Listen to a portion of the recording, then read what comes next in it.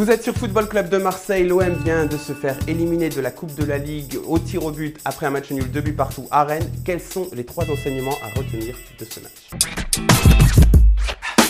Il nous bassine tellement avec son calendrier que c'est le premier qui vient à l'esprit. Oui, avec cette élimination en Coupe de la Ligue, la compétition la moins prestigieuse, le calendrier s'est allégé pour le prochain semestre. On aurait aussi bien sûr pu parler du mauvais arbitrage de Monsieur Hamel ce soir, mais ça on va le laisser à Rudy, c'est un sujet qu'il maîtrise aussi très bien.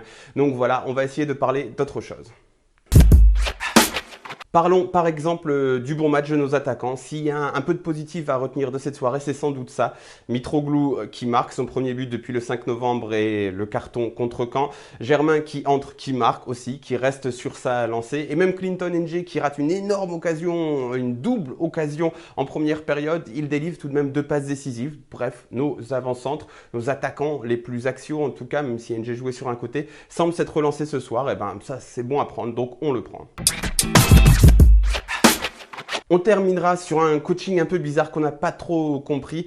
Ce n'était ni un turnover complet où on fait complètement tourner et on bazarde un peu la compétition, ni un turnover où on fait vraiment reposer nos cadres, puisque Florian Thauvin, par exemple, qui a eu quelques soucis de santé ces derniers temps, il était sur le terrain, nous a un peu surpris, un poste inhabituel, alors c'était peut-être pour le tester.